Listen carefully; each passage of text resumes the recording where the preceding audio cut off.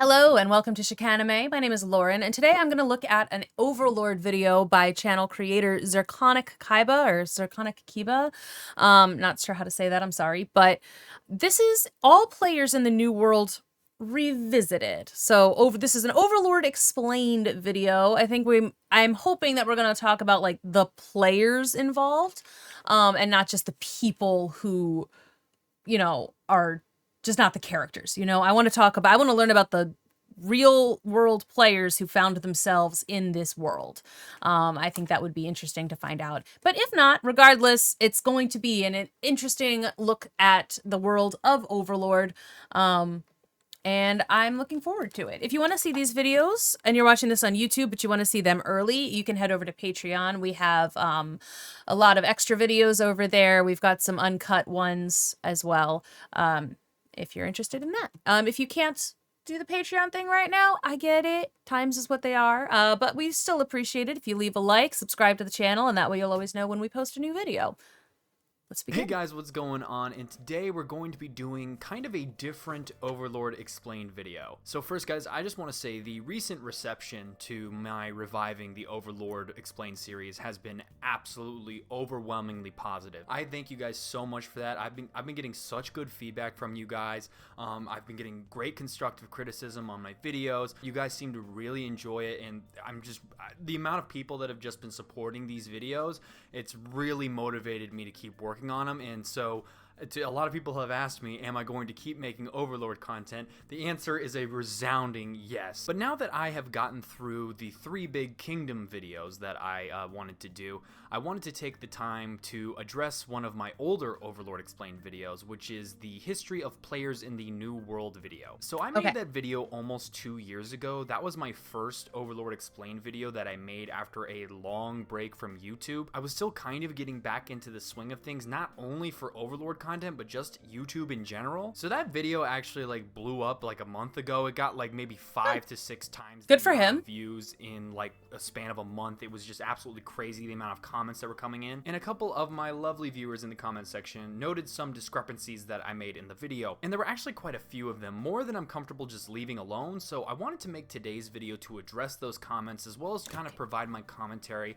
on the video itself, because the amount of comments and questions that I got in that video, it was just staggering. I couldn't keep up with the number that was coming in. And guys, the fact of the matter is I'm not perfect. I do the best I can when I make these videos, but sometimes I leave some things out, or maybe I'm saying some things wrong. I don't know if you've noticed or not, but in every single one of my recent Overlord Explained videos, I have put a note in the editing on it in post because I realized I made a mistake when I was recording. So guys, with that being said, let's get into the video. The specific level all of them were has not been confirmed. But okay, so this is funny. He's reacting, I think, to his old video and then is going to make other comments. So this is a reaction to an explanation. That's fine. As well as their supposed powers, we can assume they were all close to, if not level 100. Okay, so right there, that's a first point that has been brought up a few times in the comments.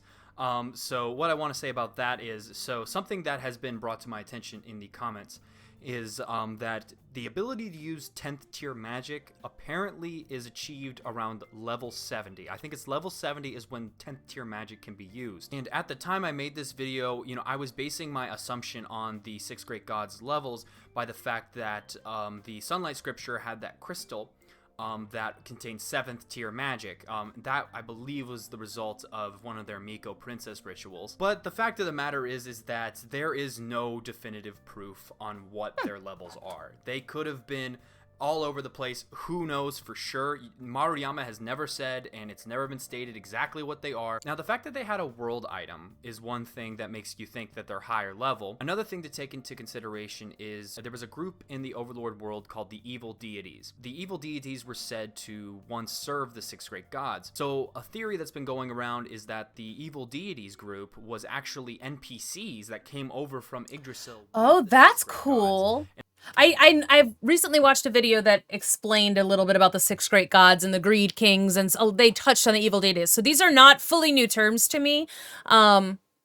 Although it might seem like they might be, but they're not. I know an infinitesimal bit about these things now. And then after the 6 great gods all died, the NPCs went crazy and started trying to destroy the world. So with that being said, that means they had enough levels in order to make NPCs, because the way the Yggdrasil game worked is you had to actually like collect levels that you could pump into NPCs. So that's cool. Okay. Why, you know, it lends to the fact that they're hardcore gamers, and so they were probably high level, like maybe not level 100, but they were pretty high level in terms of that, in my opinion. But like I said, this is all conjecture. There is no definitive proof, so I stated a lot of things in this video like they were facts, but that is not how I wanted to present it at all. A lot of the stuff regarding the older players is very, very speculative, and you can only, like, there's only little bits and pieces of information. We also know that 4 of them were human, 1 was an elf, and 1 was undead.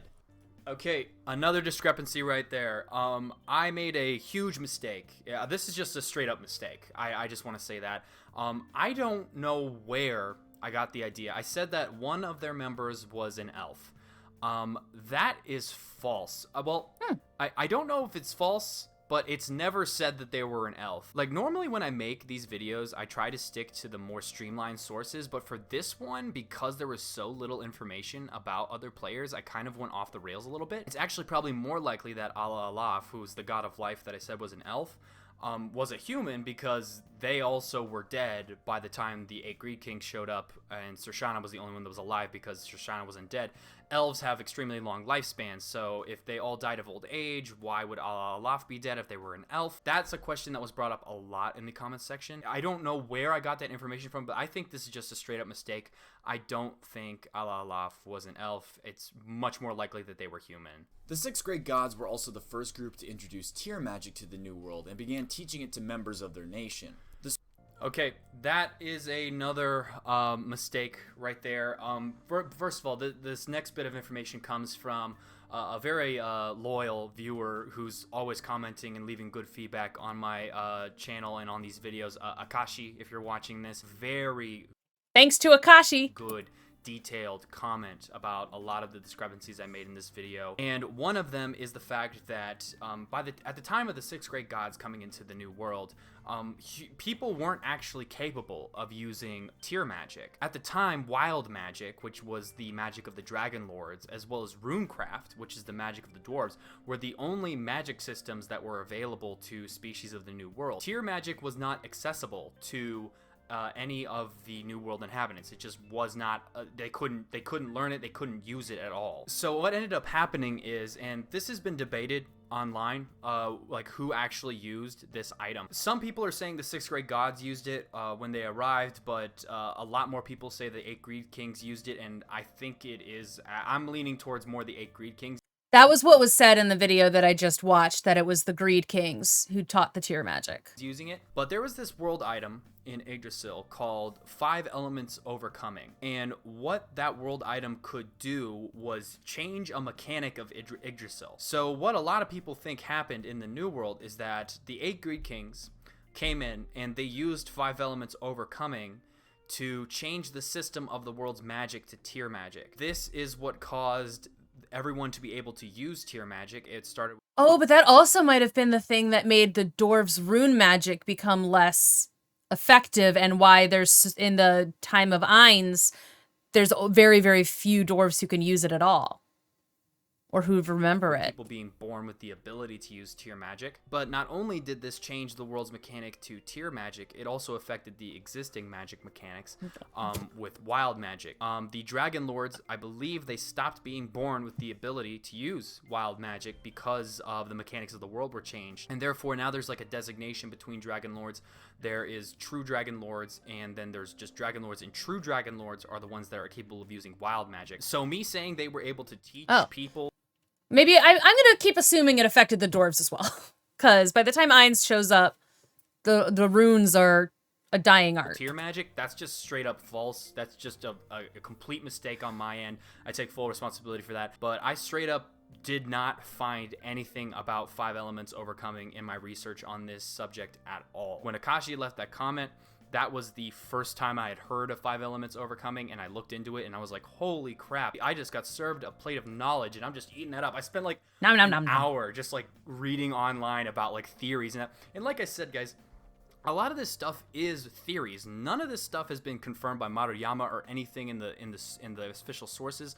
It's just like likely stuff. Like we can theorize, and if it's the logical conclusion, whatever. But none of this is 100% confirmed. So you kind of have to take it with a grain of salt. Like, it could be proven wrong one day, you know, depending on where the light novel goes. So I really feel like that was something I should have said in the video, is that, like, that a lot of this stuff is speculative. He was described as a skeleton that wore a jet black robe and carried a sparkling staff and a scythe.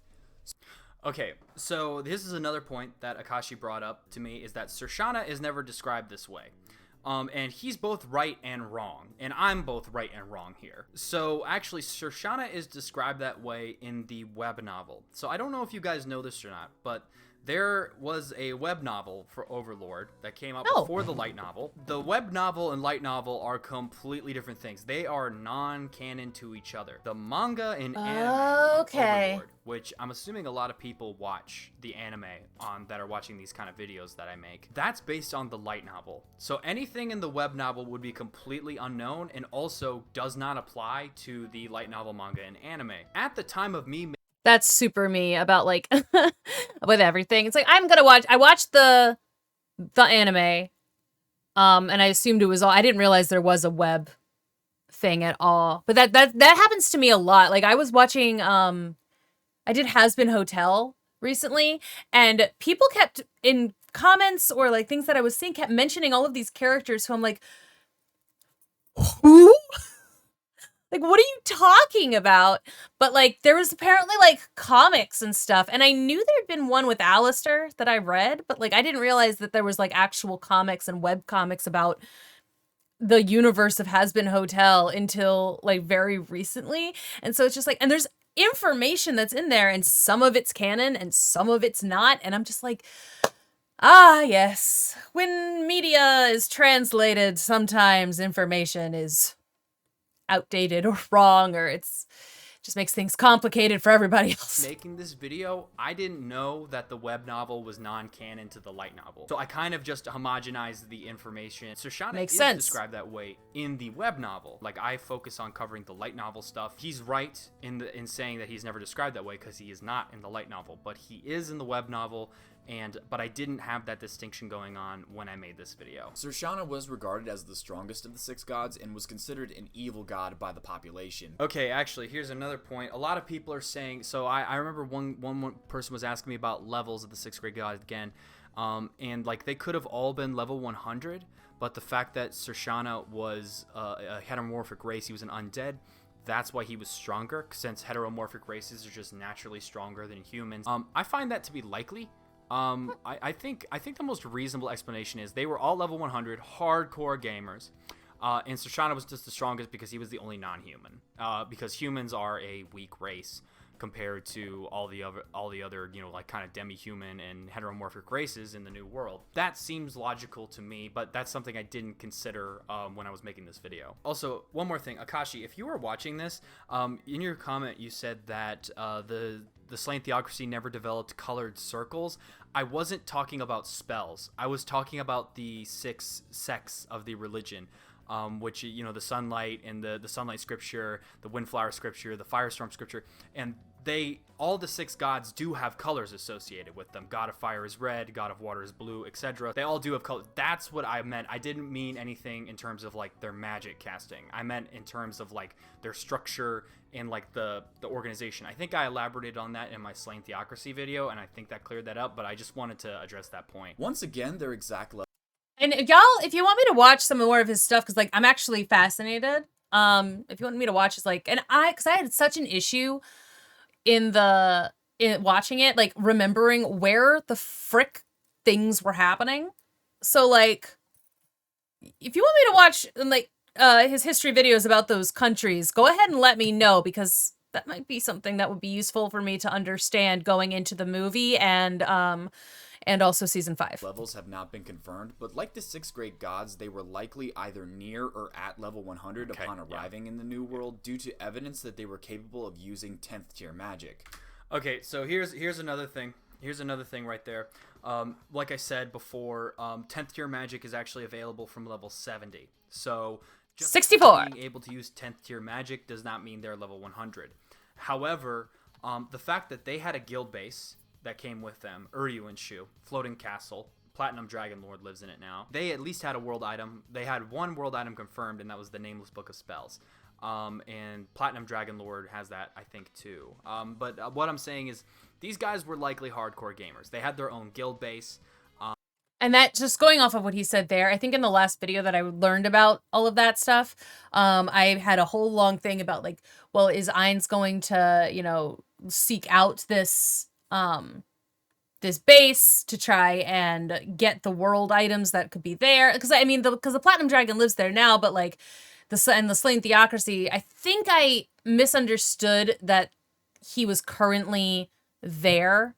Because the Slain Theocracy obviously knows about it, and I was thinking that they would send someone there to go and get something to potentially beat Ainz, which still could happen. Like, that could still, like, the Platinum Dragon could still find something, or like the people who are there could still find something in that base to use against Ainz. But I think I misunderstood a little bit, and I thought that it was like lost. But I'm clearing that up. I understand now that it's not lost. And that I get it, that like it's clicking finally that he's actually there. I still think that the things I posited in that video could happen. Like, Ainz will seek it out, like, once he finds out that this base exists, because Ainz doesn't know. So once he finds out that it exists, he might send folks to go and try and take over the base in order to either see the history of the area or to try and like stop like get the whatever items that might be there that could be used to stop him. And the Slain Theocracy, if there's more stuff, could potentially be searching for it to find more stuff that they can use against Ainz from the same base. So fundamentally nothing has changed about my my thought there. But now I do understand that it is currently considered an enemy base. They had their own world item. They were so it makes a logical conclusion that they were level 100. Also, they were just ridiculously strong compared to, even the Dragon Lords couldn't stand up to them. It took 10 Dragon Lords to kill one of the Greed Kings. So, and Dragon Lords are like one of, if not, they're debatably the strongest creatures in the New World. So the fact that it took 10 of them to beat them is insane. Like I said, it's conjecture, but I think it's likely they were level 100 hardcore gamers. Like the 6 great gods, they specifically targeted non-human races, while treating humans rather well under their rule. Okay, that's another discrepancy here. They didn't really target anyone specifically. Once again, this is Akashi coming in. I swear to God, he served me up a plate of knowledge that I was just slurping up. I was just like, oh my God, this is great. I love this stuff. But once again, Akashi coming in clutch with the information here. They didn't really target non-human races. They were all humans, I believe, but they didn't target non-humans exactly. So because they were humans, though, I believe the humans like submitted to them, while the demi-humans and heteromorphs kind of stood up to them, and that's why it seemed like they were targeting. But it was really just they just killed anyone who stood in their way, and the humans didn't, because they were also human, and so they're just clearly crazy strong humans. So that's what I believe what happened. But I don't believe they actually targeted non-human races.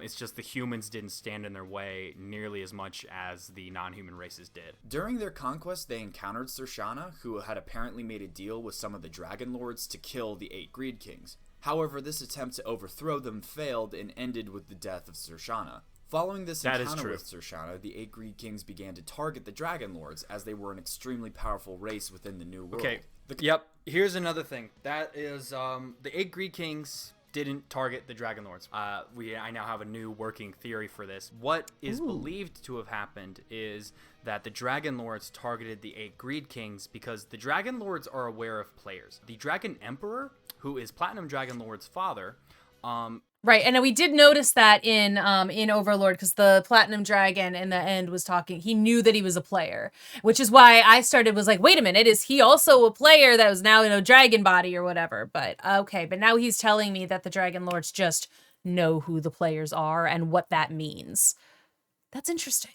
It isn't explained exactly how, but he is apparently the reason that there's players in the New World in the first place. Oh. I think the reason that the Dragon Lords targeted the 8 Greed Kings was because 2 reasons. One, the 8 Greed Kings were the ones that used 5 elements overcoming, and that caused their wild magic to get tainted. I think that's the word they use. They call it tainted wild magic, the magic of the Dragon Lords, and that's like their source of power. So them affecting that made them deem the 8 Greed Kings a threat.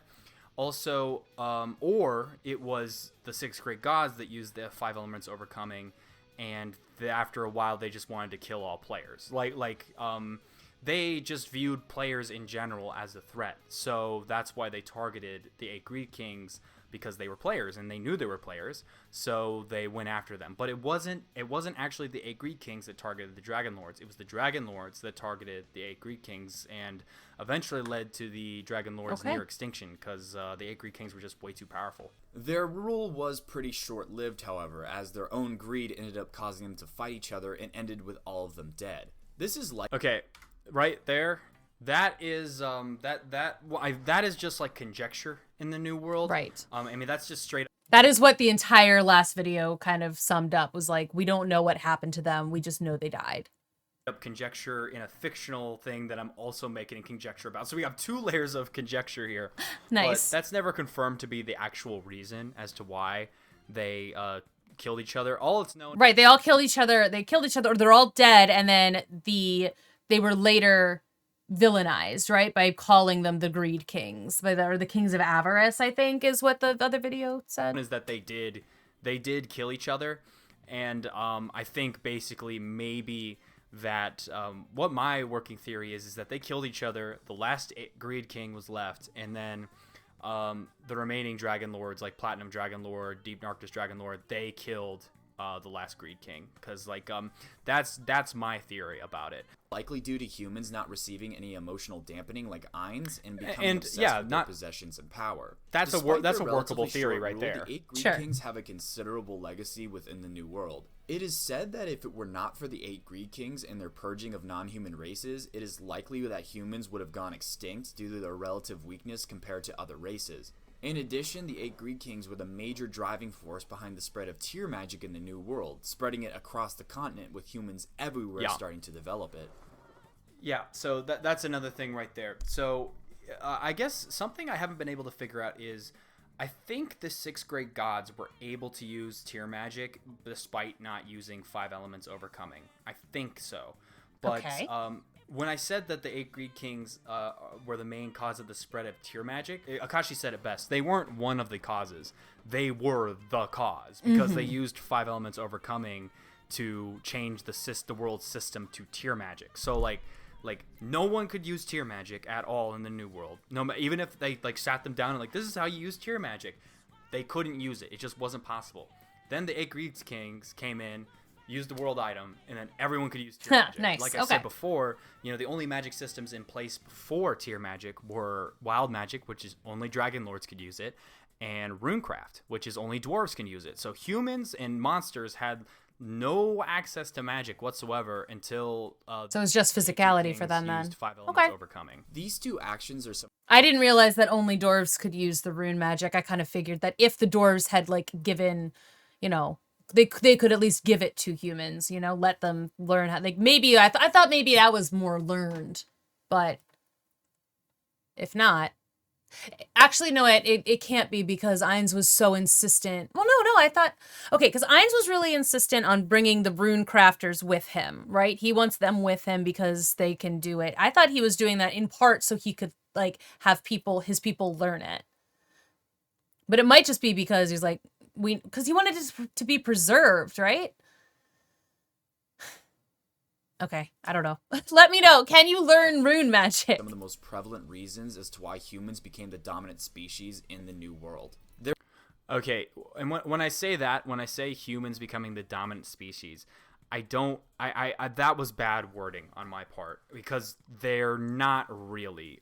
Because there's a lot stronger races in the New World. It's just the fact that because of the actions of the slain theocracy, humans have humans have become able to form large kingdoms, and there's human kingdoms all over the place. You know, you have the Riestes Kingdom, you have the Baharuth Empire, Slain Theocracy, Robo Holy Kingdom, Dragon Kingdom. Humans had no access. Humans would have been killed off like way before the current timeline if it wasn't for the fact that the 8 Greek kings used 5 elements overcoming to give them tier magic, which allowed them Sounds to right. fight back. Okay, so most of the stuff about that one random player that was killed by Deep Darkness Dragon Lord and the Minotaur Sage, all that stuff, I believe, is still kosher. It is said if it were not for these weapons being in possession of the Great Minotaur Nation, they likely would have already been wiped out by their neighbors, the Beastmen Commonwealth.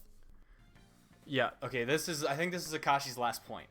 Here and that comment there about the Minotaur Sage's weapons allowing for the Great Minotaur Nation to fight off the Beastman country. My bad. That was web novel. Once again, I believe that was web novel. I didn't have. I didn't know there was a Minotaur Nation, so the Minotaur Nation trolls. Like that's cool stuff. Can we see some of that shit? Let's go. Between web novel and light novel back then. You know, this is almost 2 years ago. I'm a lot more methodical now, but back then I didn't do the distinction. So I think that's what the problem was right there. At some point, he also imparted knowledge of the existence of players and Yggdrasil to Platinum Dragon Lord and Regret. Okay, so that's one thing right there. Like I said, I'm pretty sure PDL, Platinum Dragon Lord, I'm pretty sure he knew about players before these guys, because he was around during the 8 Greed Kings, so I'm pretty sure he knew about players beforehand. It's just like, I guess he favored this guy because he was like not evil and he wanted to give him a chance or something. I don't really know, but actually this goes into the last bit here. It is unknown exactly how the leader ended up dying, but it is theorized he was lethally wounded during his battle with his player companion. He ended up dying near Platinum Dragon Lord and Regret and requested not to be resurrected due to the guilt he felt over killing his friend. So actually, that little bit there, I think that once again, this is not 100% confirmed, but I think a new working theory is that PDL, they started becoming too strong, and he feared, you know, like I said, he was alive around the 8 Greek Kings, so he remembers like the destruction and death that players brought to the new world. Like the new working theory I have is that I think they still fought, and then the leader killed the other player, then PDL killed the leader. That's what I think happened actually now. That makes more sense to me because the leader just became so strong and kept getting stronger and stronger. Like PDL was afraid of the growth potential of players. That makes sense. He just decided to kill him while he still could. That seems more logical to me than him just like dying like heroically and tragically and not wanting to be resurrected. I feel like that's a lie, and PDL killed him. That would make more sense to me. So that sounds like something maybe PDL perpetuated that rumor a little bit, though. It's like, don't, you know, just to keep his PR a little bit better. That's not really a mistake here. It's just another theory that I didn't include in this. Okay, guys, so that pretty much covers the video right there. Like I said, guys, I've been getting a lot of really great feedback on these Overlord explained videos. Like, I'm absolutely loving the engagement. I just wanted to take the time to go over this one specifically because in this one there was a lot of things that I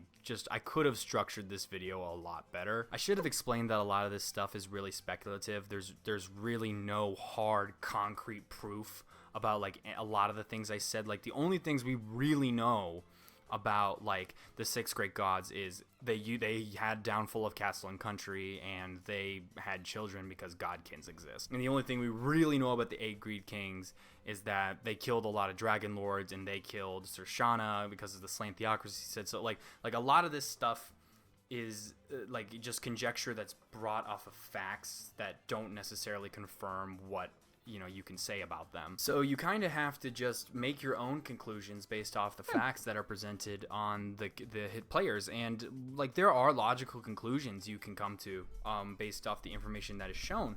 But at the end of the day, it's still a theory. I really think a game to theory Overlord would sell like hotcakes. Let's do like a freaking 6th grade gods prequel.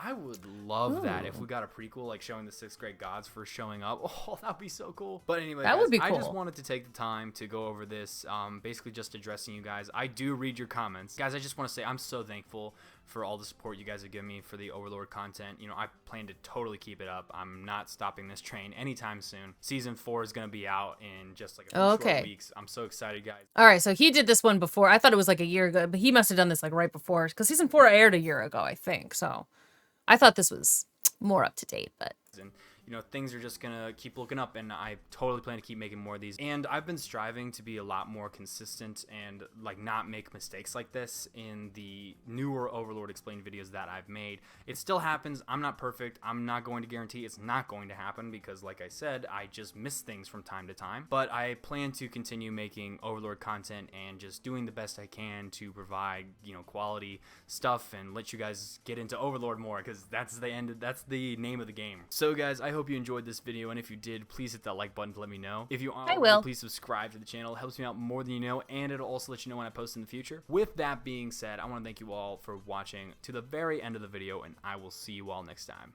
Bye. Okay, great. That was interesting. I will be leaving a like. If you want to see more stuff from him, go ahead and let me know. I feel like that was interesting. I will probably not go back and watch the original video because, like you said, there's a lot of things that he no longer agrees with in that video. And I just saw all of those differences.